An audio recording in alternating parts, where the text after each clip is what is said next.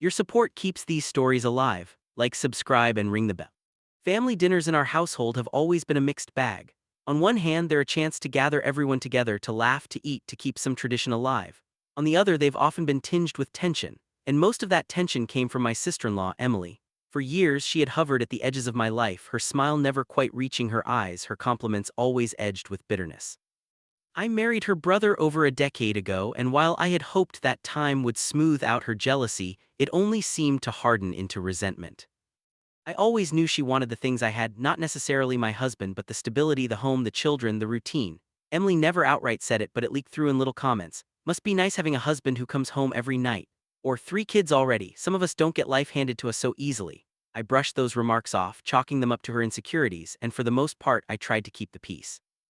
My husband insisted she didn't mean half the things she said, that she just had a sharp tongue.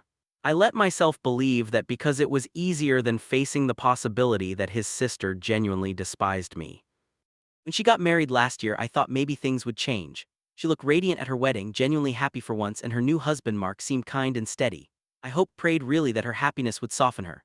But only a few months later, after their attempts to start a family ended with the devastating news that she couldn't conceive naturally, I saw her world collapse. She cried for weeks, and the family circled around her with support. I felt for her truly. No woman deserves that heartbreak. Still, I couldn't shake the unease that crept in when she held my newborn daughter for the first time. Her arms tightened just a little too much, her gaze lingered too long. When she kissed the baby's forehead, she whispered something I couldn't quite hear, and when I asked her what she said, she smiled strangely and said, "Nothing, just a blessing." That night at the family dinner, things came to a head. We were sitting around the table, plates filled with roast chicken and potatoes, the kids chattering about school, when Emily cleared her throat. Her face was calm, but her voice carried an unsettling weight. She looked directly at me and said, "I think it's really unfair that you got to have 3 kids and I can't have any. Your baby is my last chance to raise a child, so I think you should give her to me during the week. You can have her on weekends." For a moment I thought I had misheard her. My fork clattered onto the plate as silence fell, only for the room to erupt seconds later. Everyone was speaking at once, my husband shouting, her husband staring at her like she had grown a second head, my mother-in-law clutching her pearls in shock. The children froze, wide-eyed, their dinner forgot. I stood up immediately and gathered them, ushering them upstairs with a tight smile, telling them to go play in their rooms while the adults talked. When I returned, Emily was still insisting that she had a right to my baby, her voice shrill, her eyes wild. Mark looked pale and mortified, asking her over and over, "What the hell is wrong with you? Why would you say that?" But she dug in her heels, saying she deserved to be a mother and that I had more than enough children to share. I didn't scream, I didn't argue. I simply looked at her and said, "You need to leave, and you are not welcome in my house or near my children until you get help." That's when she broke. She started screaming, her voice cracking with rage and grief, telling me I didn't deserve my life, my husband, or my children. She accused me of stealing her baby, as though the universe had handed me what should have been hers. Her sobs turned into guttural cries as her husband and mother dragged her out, still flailing, still shouting. The silence that followed was suffocating. The only sound was my own heartbeat thundering in my ears. I felt like the walls of my home had been violated, that some invisible line had been crossed that could never be repaired. My children eventually came down, their faces etched with confusion. "Why does Aunt Emily want to take the baby?" my 10-year-old asked, her voice trembling. And for the first time I had to look into my daughter's innocent eyes and explain that family isn't always safe. That sometimes the people we love can lose themselves in their pain, and that it's my job to protect them, even from someone we once trusted.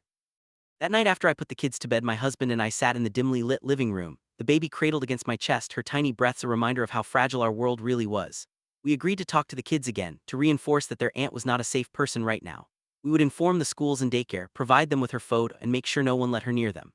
We already had security cameras, but I checked them 3 times before bed just to be sure.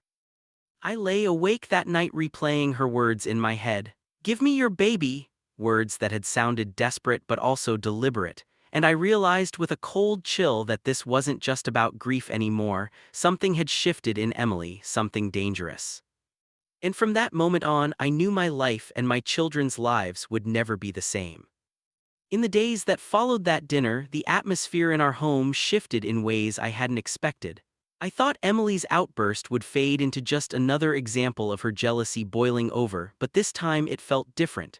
It felt heavier, darker, like a line had been crossed that none of us could step back from. My kids, especially my 10-year-old, became restless at night. She'd come into our room whispering, "What if Aunt Emily comes for the baby?" At first I told her not to worry, that the cameras and the locked doors would keep everyone safe. But the truth was I was worried too. Her words replayed in my head like a broken record. Your baby is my last chance.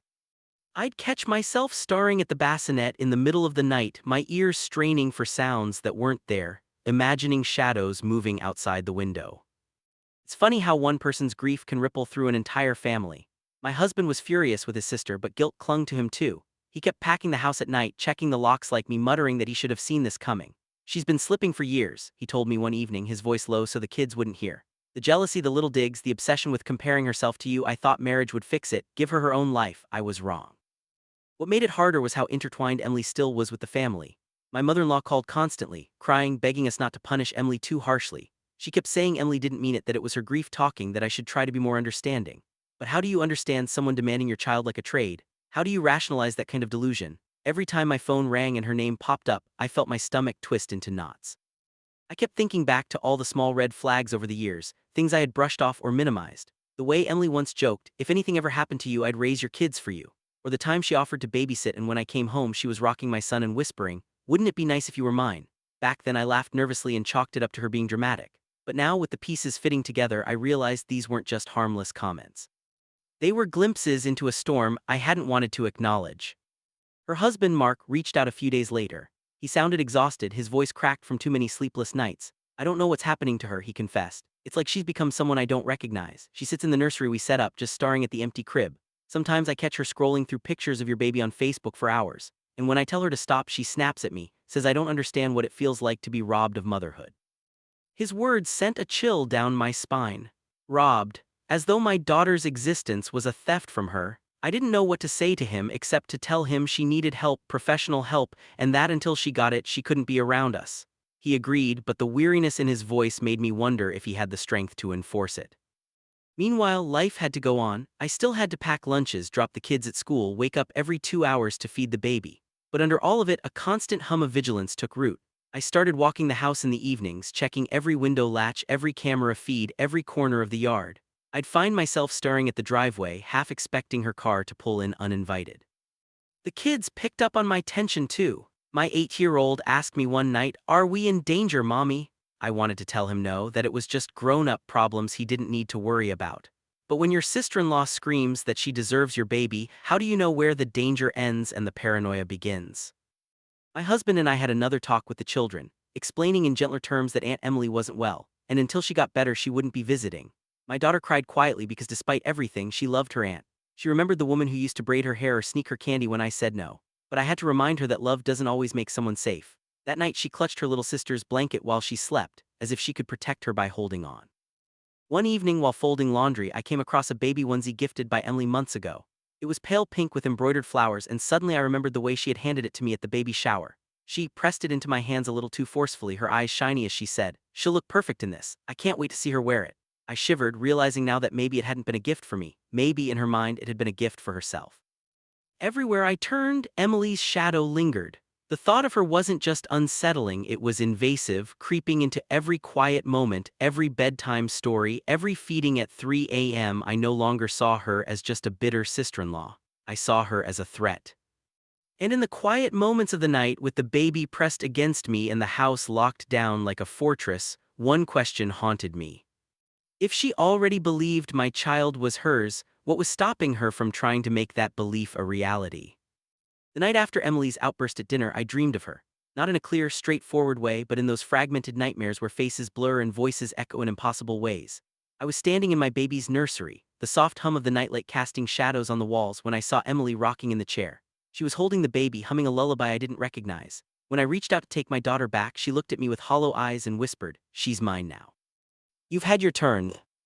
I woke up in a cold sweat, clutching the baby to my chest, heart hammering. It was just a dream, but it didn't feel like one. It felt like my subconscious was trying to warn me, piecing together all the unease I'd been ignoring for years. By day, I forced myself into normalcy. I took the kids to school, chatted politely with other moms, did the grocery shopping. But under the surface, a current of dread ran through everything. I began noticing things I might have overlooked before: a car idling near the school too long, a shadow that looked like someone standing by our fence, the way my phone would light up with no caller ID late at night. I told myself I was being paranoid. But paranoia, I realized, is just another word for preparation when you're a mother. Mark kept calling, his voice getting thinner each time. He admitted Emily was spiraling. She barely left their house, and when she did, it was to wander baby stores, buying clothes she didn't need. One day he came home to find her sitting on the nursery floor surrounded by folded onesies, rocking back and forth as if soothing an invisible child. When he tried to take the clothes away, she screamed at him, clawing at his arms until he backed off. "She's not the same person," he said to me over the phone, his voice shaking. "It's like something broke inside her and I don't know how to fix it." I wanted to feel compassion for her, but every story he shared only fed my fear. Because if she could believe so fiercely in a fantasy child, what would stop her from trying to claim mine? The kids were struggling too. My 10-year-old had started drawing pictures of our family with Aunt Emily scribbled out, as though erasing her from the page could make her disappear from our lives. My 8-year-old asked me if we should move houses so she won't know where we live. And my baby, my sweet baby girl, oblivious to the chaos around her, just slept in my arms, her tiny chest rising and falling, completely dependent on me to protect her. One afternoon, while folding laundry in the living room, I noticed something on the baby monitor feed. At first, I thought it was a glitch, the kind where the picture freezes then skips. But then I realized the curtains in the nursery were swaying. The windows were closed, my breath caught in my throat as I dropped the laundry and ran upstairs. The room was empty, the baby was safe, asleep in her crib, the curtains perfectly still. Had I imagined it? Was the paranoia eating me alive? I checked the locks again and again, replayed the footage, but there was nothing. Still, I couldn't shake the feeling that someone had been there, if only for a moment. That night my husband sat me down. "We can't live like this," he said. "She needs help and we need to protect our kids. Both can be true." His eyes were tired but determined. "We'll talk to the school again tomorrow. I'll change the locks even though no one has a key, and if Mark can't get her into therapy, we'll have to consider going to the police." But what would the police do? She hadn't broken in, she hadn't touched the baby. She had only said words, and words alone weren't enough. And yet, words can be sharper than knives when they're laced with obsession. That weekend, we told the children that we'd be setting new rules. No answering the door unless it was us, no going outside alone, and no talking to Aunt Emily if they ever saw her. My daughter asked, "But what if she cries? What if she says she just wants to hold the baby?" I swallowed hard. "Then you run inside and you tell me right away." Later that night, after everyone had gone to bed, I sat in the living room scrolling through old photos. There was one of Emily holding my oldest daughter as a toddler, her smile wide and genuine. Another of her blowing out birthday candles, her eyes filled with hope for the future. And then the latest ones, her arms wrapped too tightly around my newborn, her smile stretched into something unrecognizable. I realized then that grief hadn't just broken her, it had twisted her, turned her pain into hunger. And hunger is dangerous when it decides to feed on what you love most. When I finally went to bed, I lay awake listening for the smallest sounds, the creak of the floorboards, the hum of the refrigerator, the rustle of wind outside. Every noise felt amplified, like the house itself was holding its breath. And somewhere in the darkness of my mind, I could almost hear her voice again. "She's mine now, you've had your turn." And with that thought, sleep no longer felt safe. It happened on a Tuesday, a perfectly ordinary Tuesday that began like any other, making school lunches, hustling the kids out the door, soothing the baby between bottles and naps. I had just started to feel like maybe the worst of the storm had passed, that Emily's outburst would fade into memory, like so many of her jealous remarks over the years. I told myself I was overreacting, that my paranoia was unfair. But then that afternoon, everything changed. I pulled up to the school to pick up my oldest two. Parents lined the sidewalk, chatting in little clusters, the air filled with the sound of children spilling out of classrooms. I parked, rolled the baby's stroller out of the trunk, and made my way toward the entrance. It was a scene I'd walked into 100 times, safe, familiar. Until I saw her. Emily was standing by the fence. Her eyes were locked on the baby's stroller, not even pretending to look anywhere else. She looked thinner than I remembered, her hair pulled back messily, her face pale except for the wild brightness in her eyes. When she noticed me notice her, she smiled, not a warm smile, a smile that crawled under my skin. I froze. The other parents laughed and waved at their kids, completely oblivious to the storm brewing 10 feet away. I forced myself to keep walking, but every muscle in my body was coiled tight. When I reached the steps, Emily stepped closer. "She looks so much like me," she said softly, her voice trembling like she was on the edge of tears. "Don't you see it? She was meant to be mine." My heart thundered in my chest. "Emily," I said firmly, keeping my voice low, "you need to leave, you can't be here." She shook her head, her smile faltering into something raw and broken. "You don't get it, you've had your chance, 3 kids, you don't need her, but I do. God gave her to me through you, don't fight it." The crowd of parents swirled around us, but it was like we were in our own bubble, invisible and terrifying. I bent over the stroller, gripping it so tightly my knuckles went white. "If you come near my children again, I will call the police," I hissed. Something in her eyes flickered, then rage, sharp and sudden. She leaned in just a fraction and whispered, "You can't keep her forever." And then she walked away, just like that, calm as if she hadn't just ripped the ground out from under me. I barely remember driving home. My hands were shaking so badly I had to pull over once to catch my breath. My 10-year-old noticed immediately that something was wrong. "Was Aunt Emily there?" she asked quietly, her face pale. I couldn't lie, I just nodded. When we got home, I called Mark, his voice cracked with shame as soon as I told him. "I didn't even know she left the house," he admitted. "She's been unpredictable. Some days she won't get out of bed, other days she disappears for hours. I'll take care of it, I swear." But what did "take care of it" mean? He couldn't stop her from following me. He couldn't erase her words from my head. "You can't keep her forever." That night my husband and I sat in the living room long after the kids were asleep, the baby monitor glowing on the coffee table. He pressed his hands against his forehead, trying to hold himself together. "She's dangerous," he said finally. "I didn't want to admit it before, but she is, and if she shows up again, we're calling the police. I don't care if it's just words, this is harassment." I nodded, but my stomach churned, because deep down I knew this wasn't just harassment, this was obsession, and obsession doesn't stop with words. The next morning, I did what I had dreaded. I went to the school and daycare and gave them Emily's photo. I told them she wasn't allowed near my children. I saw the look on the secretary's face, a mix of sympathy and concern, but I didn't care if I looked dramatic, better dramatic than unprepared. At home, I doubled down. Every door was locked, every window checked. I even moved the baby's crib into our bedroom because the thought of her alone down the hall felt unbearable. I started carrying my phone in my pocket at all times, camera app ready just in case. But no matter what precautions I took, I couldn't shake her words, "You can't keep her forever." It was no longer just about her jealousy or her grief. Emily had crossed a line. She had stood in front of me in public and declared her intent. And deep in my bones, I knew, the next time she wouldn't just be whispering.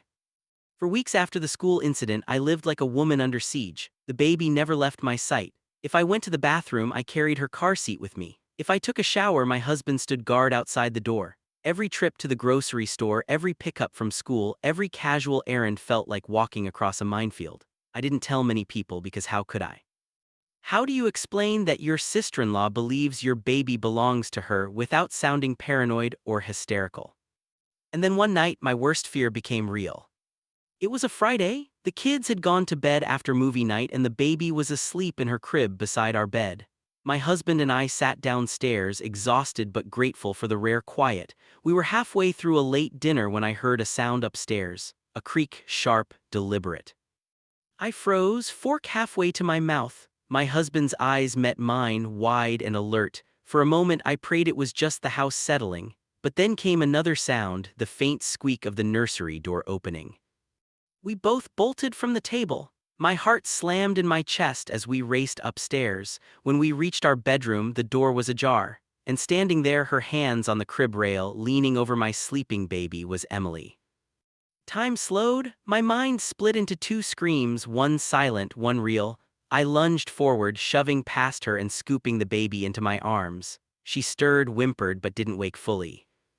Emily's face twisted, a mix of desperation and fury. "You don't understand," she cried. "She's supposed to be mine. You've had enough, you've had more than enough. Why can't you give me this one thing?"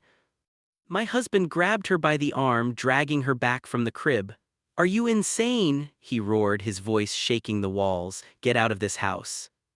But she fought him, clawing at his arm, her eyes locked on me and the baby. "She's not safe with you, you don't deserve her. God sent her to me through you and you're stealing her from me."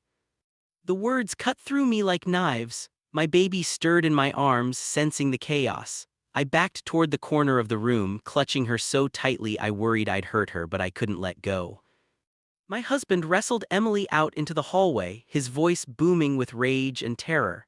I fumbled for my phone with one hand, dialing emergency services with shaking fingers.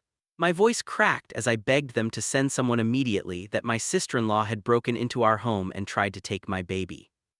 The operator's calm voice grounded me just enough to stay standing, but I could hear Emily's screams echoing through the house. She's mine, you can't keep her from me." When the police arrived, lights flashing against the walls, the nightmare crystallized into reality. Two officers restrained Emily as she kicked and wailed, her voice hoarse with obsession. Mark showed up minutes later, his face pale with horror. He kept saying, I didn't know she would do this." The officers asked me to recount everything. I held my baby close as I spoke, every word tasting like poison in my mouth. I had to explain in detail how a woman I had once trusted, once laughed with at family dinners, had crossed into my bedroom and tried to take my child from her crib. They led her away in handcuffs, her cries echoing down the street. "She's my baby, you can't keep her from me, she's mine." And then the house was quiet, too quiet. The kids had woken during the chaos. My daughter stood in the hallway, tears streaming down her face, whispering, "Mommy, is she coming back?" I crouched down, still holding the baby, and pulled her into my free arm. "No," I said firmly, though my voice shook. "She won't hurt us again." But even as I said it, I didn't fully believe it, because the damage was already done. My children had seen their aunt dragged away screaming. My husband had seen his sister transform into someone unrecognizable. And I had looked into the eyes of obsession and realized how fragile safety truly is. In the following days, the phone calls came. My mother-in-law begging forgiveness, saying Emily just needed treatment, that she didn't mean it. Mark, broken, apologizing again and again as though words could erase what had happened. But nothing could erase the image of her hands on the crib. Nothing could erase the sound of her screaming that my child belonged to her. I reinforced the locks. I added more cameras. I filed reports, handed over her photo to schools, daycares, anyone who might see her. I became the fortress my children needed. And yet, in the quiet of the night, when the house is still and I'm rocking my baby to sleep, I hear her voice in my head. "She's mine now, you can't keep her forever." And I wonder, did I escape her obsession, or have I only delayed it?